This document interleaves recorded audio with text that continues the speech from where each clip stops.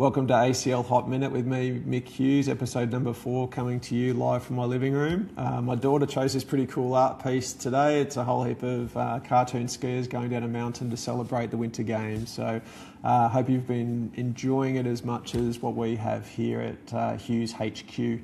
Now, first things first, before we get started into the paper, do you still practice telerehab? If so, let me know. If not, why not? Me personally, I still see 1 to 2 patients a week for ACL rehab advice and progressions, and occasional advice and expert opinion about acute ACL injury management and what people should do next. So this paper, however, that I'm reviewing today was conducted by Yuan and colleagues and published in 2025. And it was conducted in 2022, 2023, so that's when they were collecting the data and all that kind of stuff. So this kind of post-COVID period where it was still kind of relevant to that day and age where, you know, a lot of people were still, and expecting some degree of telerehab and telehealth, and I still see the relevance as I just mentioned. So pretty cool paper that aimed to ascertain, was there a difference between face-to-face care and telerehab, and was one more cost-effective than the other? So yeah, interesting paper.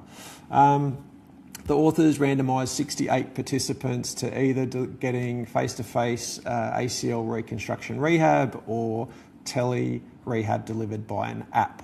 Now we had 2 groups of participants broken up into, end up being about 30 odd in each group. 18 to 60-year-old participants, but the average age was roughly about 30, and it was a mostly male cohort.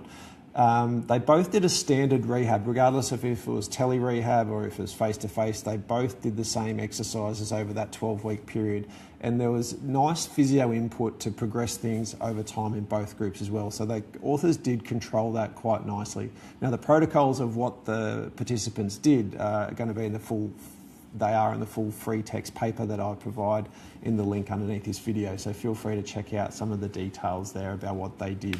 The authors looked at outcome measures at baseline 6 weeks and 12 weeks post-intervention, with the primary outcome measure being the IKDC score, followed by secondary outcome measures being lower functional limb scale, range of movement, quality of life, and pain during walking.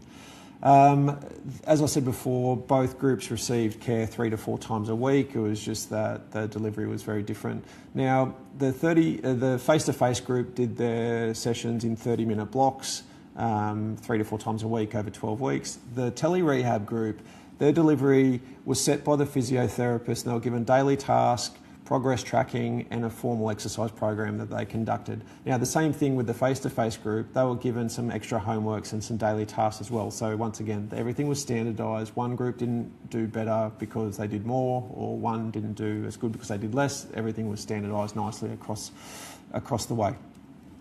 So the results, really interesting findings. Ultimately, there was no differences between the groups when they looked at primary outcome measures and secondary outcome measures. So effectively, telerehab and its delivery was just as effective as face-to-face care, which is super important.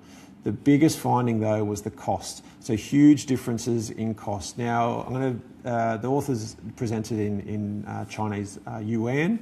So over the course of the 12-week intervention, those that did telerehab saved about 24,000 Yuan over the course of the 12 weeks. Now, in Aussie dollars, that worked out to be about 5,000 Aussie dollar savings.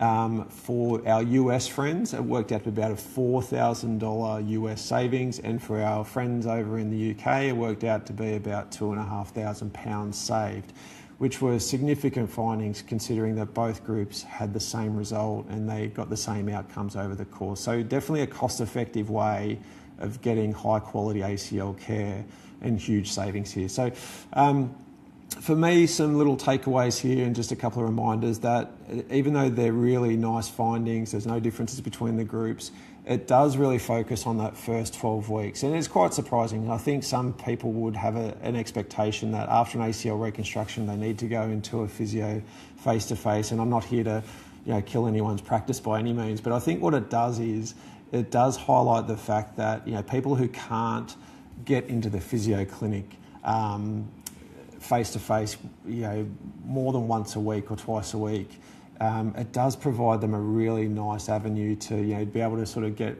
good care from the comforts of their own home, or if they live 1 or 2 hours drive away. So here in North Queensland where I work, I've got patients who occasionally drive 1.5 hours just to come and see me, sometimes 2 hours. So for these people, to be able to I guess be comfortable in that recommendation, saying look, here's some exercise advice, here's the progressions that I want you to do, you can carry this out yourself. I think that sort of makes us all sleep soundly at night, knowing you're doing the right thing. And of course, you offer up that face-to-face care. But I think what also too here, if you sort of read between the lines, is that there's probably no real secret source. As much as this may hurt our egos, there's no real secret source in our hands or what we do. But part of the outcomes here and the great results that we see here are effectively the consistency, the structure and the accountability of each participant.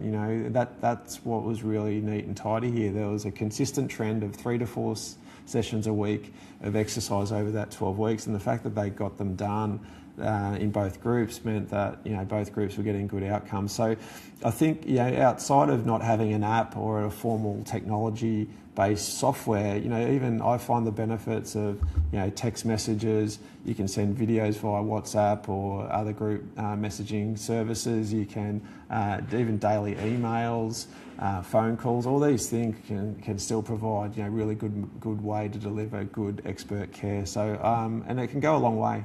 So I'm a big fan of that. Now, lastly, we also need to consider that long-term outcomes still need to be done in this cohort to see do the numbers still stack up down the track. But as a early 12-week rehab study, I like this one, and hopefully there's something in this one for you. As always, read the full text paper if you're interested. If you've got any questions for me, send them through. But hope you enjoyed this episode of Mick's ACL Hot Minute. Stay tuned for the very next one coming up over the next few weeks.